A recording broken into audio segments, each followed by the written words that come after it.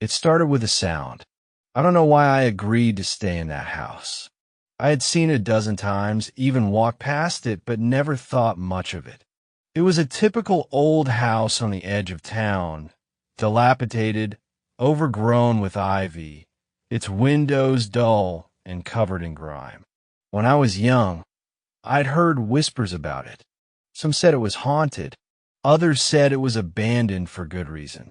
But in truth, I never gave those rumors much weight. Ghost stories are a dime a dozen in a small town, and I figured they were nothing more than the imaginations of bored minds. The decision to move in had been impulsive. My rent was up, and I needed a new place quickly.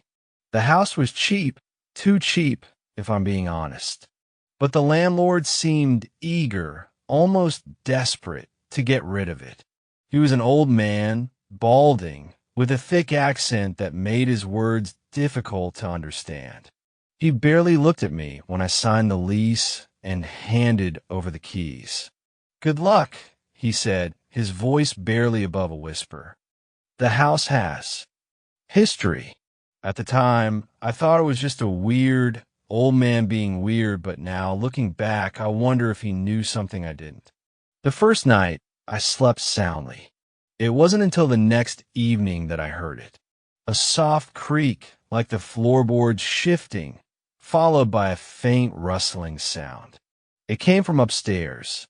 I stood frozen in bed, listening. The house was old, and I expected the occasional creak, settling as they call it, but this felt different. It felt deliberate, like something was moving. I glanced at the clock. It was just after midnight. I got out of bed, grabbed my phone, and tiptoed into the hallway, my heart pounding in my chest. The hallway was dark, the only light coming from a small lamp at the foot of the stairs. I could hear the sound again, rustling, followed by the unmistakable creak of floorboards. The kind of creak that made you think someone was walking. It came from the attic. I knew it, even though I'd never set foot up there. The attic was one of those places that felt wrong. I had noticed a strange, thick rope hanging down from a wooden beam when I first explored the house. It was an old, weathered rope, nothing like a modern pull cord, but a thick, dark rope that looked almost out of place. I thought it was just part of the old infrastructure, perhaps used to pull down a ladder or something. I didn't think much of it. But now, standing in the dark hallway, I couldn't shake the feeling that the rope was connected to something. Alive. The sound from upstairs grew louder. It was unmistakably footsteps now. I couldn't make out the exact rhythm, but it sounded deliberate, measured, slow, like whoever or whatever was upstairs was pacing back and forth. I didn't know what to do. Should I call someone? Should I leave? But I was alone, and the house was in the middle of nowhere. There were no neighbors nearby to turn to.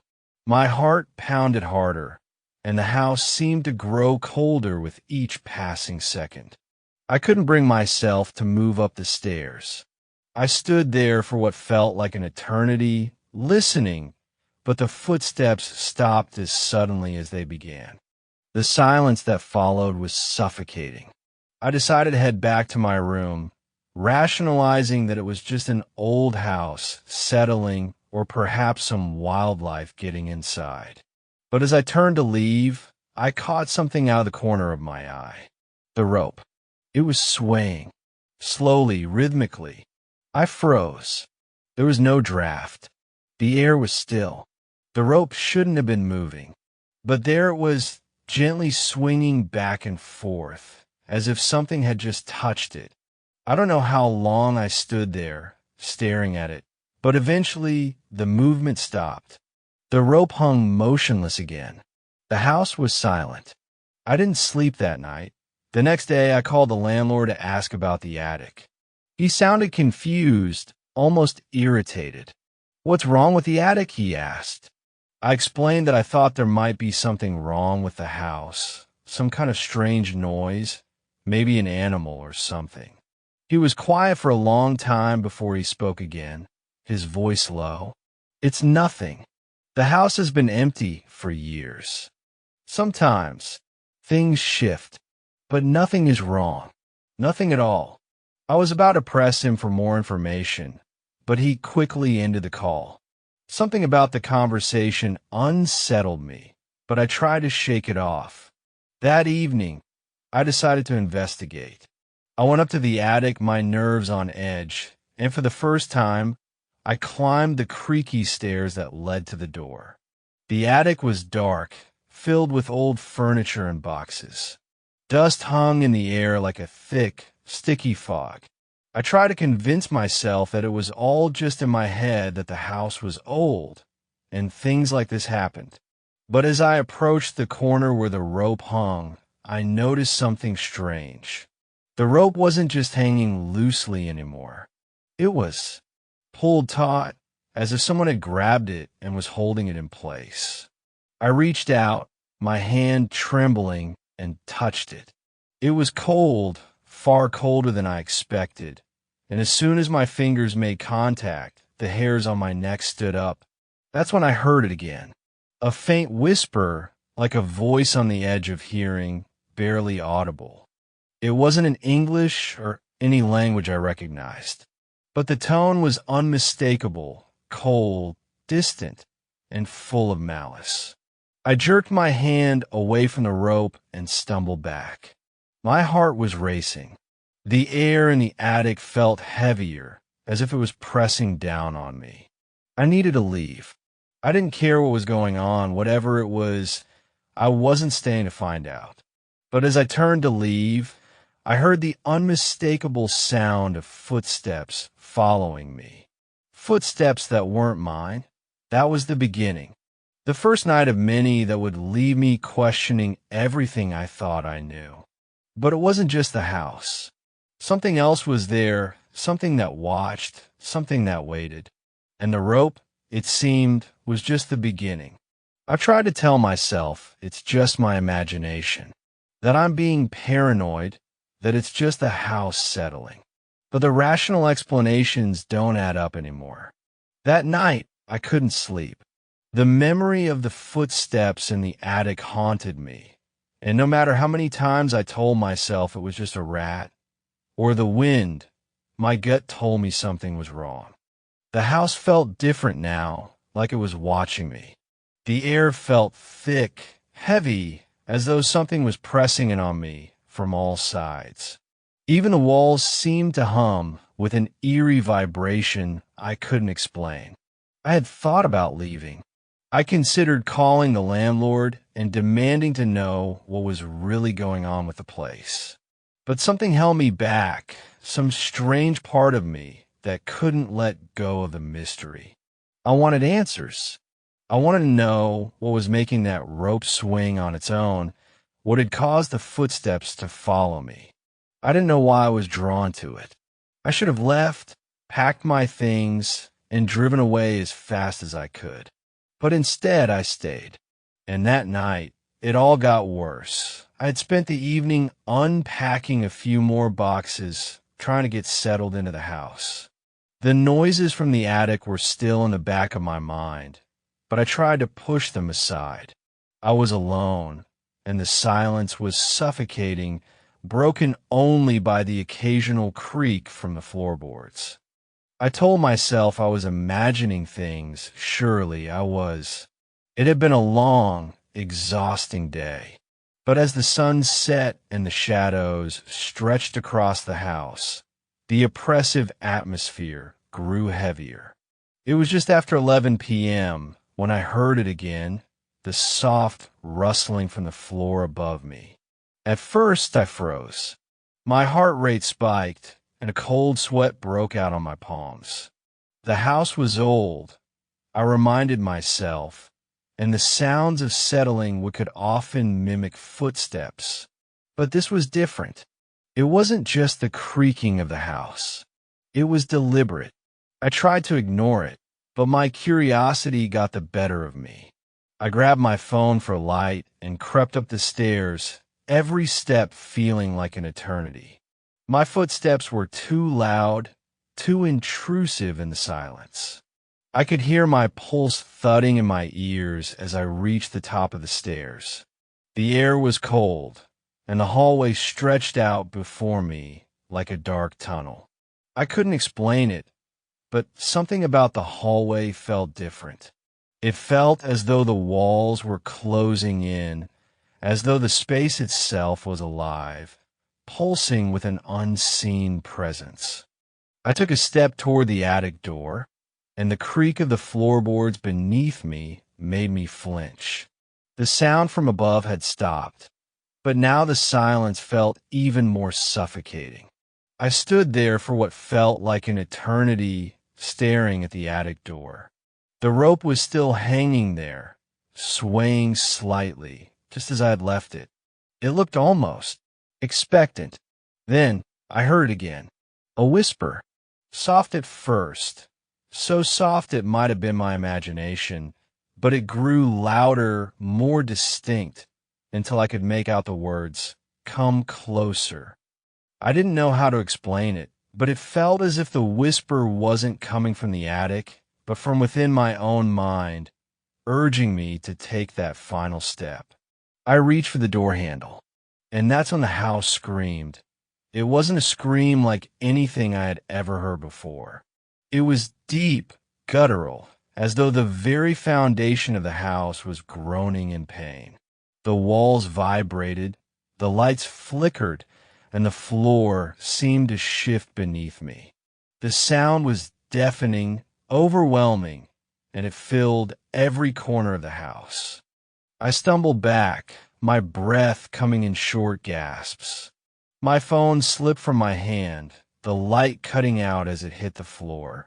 I turned, half-dazed, and ran for the stairs, not knowing how I managed to get to them.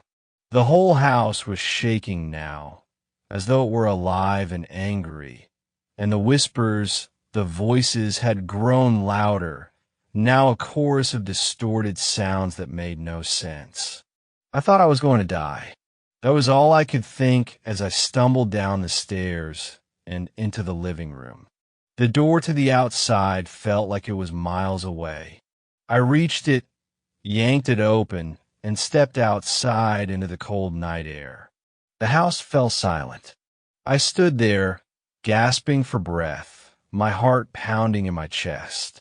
My legs shook beneath me, but I couldn't bring myself to move. I stared up at the house, the shape of it looming against the dark sky. The lights inside were out now, and the house seemed still, dead still. But I knew what I had heard. I knew what I had felt, and I knew I had to go back inside. I don't know why I went back. Maybe it was the overwhelming need for answers. Or maybe I was just too afraid of what would happen if I didn't face whatever was waiting for me inside. I didn't know it at the time, but that night was the first step towards something far darker. I returned to the house, my feet heavy with dread. The air was thick with the stench of decaying now, and I could taste it on my tongue as I stepped back through the door. The house felt different, warmer, more oppressive. I looked toward the stairs. The attic door was still closed, but the feeling of being watched was overwhelming. It was as if the house was aware of me, watching me every step of the way. I stood in the entryway for a long time, wondering if I should leave. But I didn't. I was already too deep, and I was starting to wonder if leaving would be enough to escape whatever it was that had taken hold of me. Then I heard something. It was the rope. It was swinging again, back and forth, back and forth. The sound was slow, deliberate. And this time, it wasn't just the rope moving. There was something else. A figure. I don't know how to describe it. I only caught a glimpse, a silhouette in the shadows of the attic. A tall shape, long limbs, and something wrong about the way it stood. It felt as if it was waiting for me to make the first move. And then the whisper came again, louder this time. "Come closer, child. We have been waiting for you." The words froze me in place. I wanted to scream, to run, to leave. But I couldn't. I had already taken that first step, and now it felt as though there was no going back. The house was alive, and it was hungry. It had been a few days since that night. I should have left. I should have packed my things and never looked back. But something kept me there, something deeper than fear, a pull that was impossible to resist. Maybe it was the need to uncover the truth behind the house. Or maybe it was the fact that I had become entangled in something far beyond my understanding. Either way, I couldn't shake the feeling that I was being drawn into the house's mystery. The days were getting harder to endure. I couldn't sleep. Every night, the rope swayed, the footsteps echoed in the attic, and the whispers grew louder. And every day, I felt more and more like I was losing my grip on reality. The house was changing me, turning me into something different, something desperate. Every time I tried to leave, something inside me, something primal and urgent, compelled me to return. The thing about a house like this is that it becomes your world, like the walls are closing in, the air heavy with something ancient and oppressive. I stopped going out. I stopped answering calls. I couldn't even bring myself to talk to the few people I knew.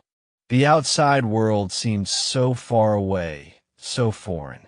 The house was my everything now. But the rope was still the most unsettling thing of all. Each time it swayed in the attic, I could feel it calling to me. I don't know how to explain it. It wasn't a physical sensation, but it was there, an intense compulsion to touch it, to pull it, to understand what it was connected to. I had to know. It was the 5th night after the whispers began that I decided to confront the rope again. My thoughts were a jumbled mess. Every time I closed my eyes, I saw that thing in the attic, its silhouette lurking just beyond the edge of my vision, waiting, watching. I couldn't stand it anymore. I needed to know what was going on. I had to. I waited until the house settled into its familiar silence, the kind of eerie quiet that wraps itself around you like a shroud. The night was cold, the wind howling outside, rattling the old windows. I made my way up the stairs again, each step heavier than the last. The attic door seemed to grow larger the closer I got to it, and I could feel a heaviness in the air, a sense that something was waiting for me behind that door. The rope hung there, just as it had before, but this time it felt different, more insistent. The shadows around it seemed darker, deeper, as though the light from my phone was being consumed by something just beyond its reach. I reached for the door handle and paused. A deep, instinctual fear gripped me, telling me that I was on the edge of something terrible. But curiosity outweighed the fear. My hand shook as I twisted the knob and stepped inside. The attic was colder than I remembered, and the air felt thick, damp, almost suffocating. The rope was still there, swaying gently in the dim light. I stepped closer to it, my heart pounding in my chest. I don't know why I did it. Maybe it was because the house had made me feel so disconnected from myself, or maybe I was just desperate for answers. But I reached up and grabbed the rope. It was icy cold, colder than anything I had ever touched before. It felt like I was gripping the very essence of the house, something ancient and wrong. I pulled on it, harder this time, and the rope jerked as if it had a mind of its own. The sensation that ran through me wasn't just cold. It was a deep, sickening chill, like something dead and decayed had just brushed against my skin. As I pulled the rope, something inside the walls shifted, like a hidden mechanism was being triggered. The floor beneath me creaked and groaned, and for a moment, I thought the house was going to collapse around me. Then the rope went slack. I felt a strange tremor, and I immediately dropped it, stepping back in shock. I could hear the floorboards creaking again, but this time it wasn't just a simple shift. It was a loud, menacing noise like something alive was moving beneath the house. I stood frozen, my breath caught in my throat, waiting for whatever would happen next. And then a low rumble vibrated through the floor. It was followed by a deafening cracking sound, the sound of wood splintering, tearing apart. I turned, heart racing, and saw something that made my blood run cold. The floorboards were shifting, opening up like a trapdoor. The wood splintered violently, and a gaping hole formed right beneath the rope. Something moved within the shadows below, slithering, restless. I stumbled back in horror, my legs buckling beneath me. My mind screamed at me to run, to get out of the attic, but my body refused to obey. I couldn't take my eyes off the hole, the darkness beneath it. There was something down there, something waiting. The rope jerked again, violently this time, as though it was being pulled from the other side. I scrambled to my feet and rushed for the attic door, but before I could reach it, I heard a voice. It wasn't the whispering voice that had been plaguing me. It was deeper, heavier, and unmistakably alive. "You've disturbed it," the voice growled, reverberating through the attic like the sound of bones grinding together. "You've opened the door." I ran. I don't know how I made it downstairs. I don't know how I managed to get out of the attic, but somehow I did. I stumbled into the hallway, gasping for breath, my mind racing, my pulse like thunder in my ears. The house felt different now, alive in a way I couldn't comprehend. The walls were pressing in, the air thick with something terrible and ancient. I ran out of the house, into the cold night air, but it wasn't enough. I could still hear it.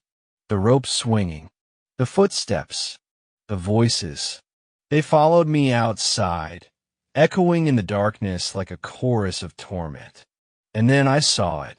A shadow moved in the window, tall and thin, just beyond the curtain. But this wasn't a person. This wasn't a figure I recognized. It was something else, something unnatural. It stood there, motionless, staring out at me, its eyes glowing in the darkness. I didn't stay to see what would happen next. I couldn't. I ran, leaving the house behind, but the sounds, the whispers, the rope, they haven't stopped. And I don't think they ever will. I've tried to leave. I've tried to walk away from the house, to forget it, to get it out of my mind. But it's impossible. There's something pulling me back, like a tether I can't sever no matter how far I run. Every time I try to escape, I hear the whispers, the creaks, the groans of the house. It's as if it's calling me, reminding me of what I've seen, what I've touched. I can't get away from it. The house has its claws in me now, and I can't pull them out. After the night I fled, I thought I had done it. I thought I was free. I went to a friend's house, tried to explain everything, but they just laughed it off. "It's just an old house, man. Maybe you were just freaked out. You've been under a lot of stress lately." And for a while, I convinced myself that maybe they were right. Maybe it was just the stress, just my mind playing tricks on me. But the dreams, they came every night. The same images, the same voice. The rope swinging, creaking in the darkness. The thing in the attic, its tall, twisted silhouette. Its eyes, glowing, watching me from behind the shadows. "You opened the door," it whispered over and over again. "You let us out." I couldn't escape it. I went back. I don't know why. Maybe I thought I could face whatever it was, Maybe I wanted to prove to myself that it wasn't real, that I wasn't going mad. Or maybe, just maybe, I knew that the only way out was to finish it, to confront whatever was lingering in that house, lurking beneath the floorboards. The drive back felt like it took forever. The closer I got to the house, the more oppressive the atmosphere became. It wasn't just the house itself. It was the air around it. The town felt distant, unimportant. I was drawn back like a moth to a flame, knowing I had no choice but to return. When I pulled up to the house, I immediately felt it. The weight, the suffocating presence. The house stood there in front of me, dark and ominous, as though it had been waiting for my return. The windows were still boarded up, but I could see the shadows moving behind them. I parked in front of the house and sat there for a long time, staring at it. The rope was still there, I knew it, and whatever it was still there waiting. I tried to tell myself that this was insane, that I should turn around and leave. But the attic door called to me. I knew I had to go inside, had to figure out what was happening.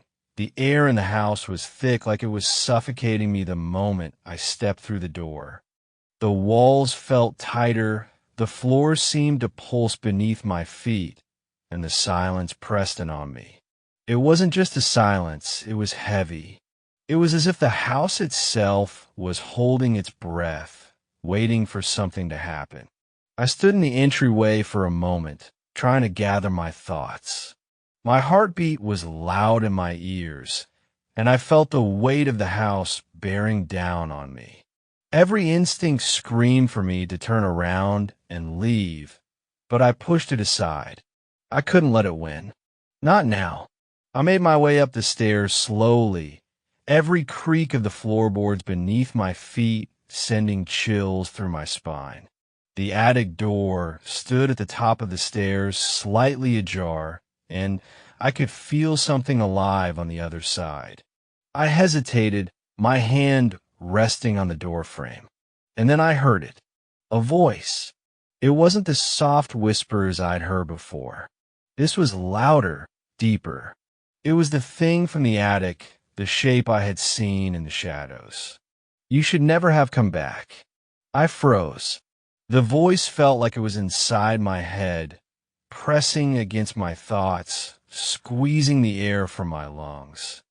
I couldn't move, couldn't speak. You opened the door. You let us out. I could feel the words crawling under my skin, wrapping around my bones. My pulse quickened. The door creaked open slowly, and I stepped inside. The attic was darker than before, the air thick with dust, and something else, something rotten. The rope was still hanging from the beam, swaying slowly back and forth, though there was no draft. It shouldn't have been moving. It shouldn't have been alive. And then I saw it. The thing. It was standing in the far corner, its long limbs bent at unnatural angles, its body elongated, stretched thin like a nightmare. Its skin was stretched tight across its bones, pale and translucent. And its eyes, those eyes, glowed in the darkness, gleaming with an unnatural hunger. It didn't move, didn't blink, just stood there, watching me. You let it out, it whispered again. Now you must join us. I couldn't breathe. I couldn't think. My body was frozen, unable to move as the thing slowly approached. Its feet dragged across the floor, leaving deep impressions in the dust, like it was made of the shadows themselves. I tried to scream, but nothing came out. The thing was getting closer, and the rope. The rope was now twitching violently, like it was alive, pulling taut, almost as if it was trying to reach for me. I don't know how long I stood there, paralyzed by fear. But then I heard it, the sound of the rope snapping, followed by a violent yank that made the floor shake. Something was pulling from the other side, and I could feel it, a force, a pull that wasn't just physical, but mental. It was like the house itself was trying to drag me into the darkness beneath it. And then I understood. The rope wasn't just a rope. It was a tether, a connection to whatever lived below the house. Something ancient, something that had been waiting patiently for someone to open the door. And now that someone was me, I was its prisoner. The thing in the corner moved closer, its glowing eyes fixed on me, its lips stretching into a grotesque smile. And then, without warning, it lunged. I screamed, and I woke up. I don't know if it was a dream or if it was real, but when I opened my eyes, I was lying on the attic floor. My body was covered in cold sweat, and my heart was racing. I could still feel the presence in the house, though, still hear the whispers, still feel the pull of the rope. I'm not alone. The house is still waiting. And whatever I open when I touch the rope, whatever I let out, it's still here. And it's getting closer. I don't know how much longer I can hold on. The house has consumed me. It has warped everything around me into something unnatural, something beyond understanding. The whispers are louder now, filling my thoughts even when I'm not in the house. It's like they followed me, tainting everything I do. I can hear them in the walls, in the floorboards beneath my feet, in the silence of the night. They're always there, always whispering. But the worst part is the rope. It still hangs there, swaying in the attic, its pull undeniable, its presence suffocating. The thing in the corner of the attic is not just an entity anymore. It's a part of the house, a part of me. I can feel in my bones. It's inside me now, like a virus, spreading through every thought, every breath. I don't know how I got back to the house that night.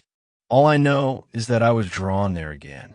It's like the house was calling to me, and I couldn't resist. The pull was too strong. It wasn't a decision. It was an inevitability. I drove back, but this time I wasn't afraid. It was as if fear had been drained from me. The house didn't scare me anymore. It felt like an old friend, a place where I belonged, where everything made sense. The drive felt surreal, like I was floating above my body, watching myself as I went back to the one place I could never leave. When I arrived, the house looked the same, as if no time had passed. The windows were boarded up, but I could still feel the eyes of the thing inside, watching me from behind them. The rope swung gently in the attic window, though there was no wind. I walked inside like I had done 1,000 times before. It felt comfortable. The air was thick, familiar. As I ascended the stairs, I could already hear the creaking of the attic door, as if it knew I was coming. The house was alive with anticipation. The attic door was ajar again, just enough to let a sliver of light escape. I hesitated for a moment, wondering if I had made the right choice, but I knew that I had no choice at all. The door was open for me. I stepped inside. The rope was waiting. It was swaying more violently than before, as if it could sense my presence, as if it knew what was coming. I felt a rush of adrenaline as I walked towards it, each step heavier than the last. The air was suffocating, thick with dust, and something darker, something ancient. And then I saw it again. The thing was there, in the corner, its tall, crooked form looming like a shadow from another world. Its eyes glowed in the darkness, but they were different now, more intense, more hungry. Its mouth twisted into a grin, a horrible, twisted smile that stretched impossibly wide. You returned, it whispered. You opened the door again. I didn't speak. I couldn't. My mouth was dry, my throat tight. But I didn't need to speak.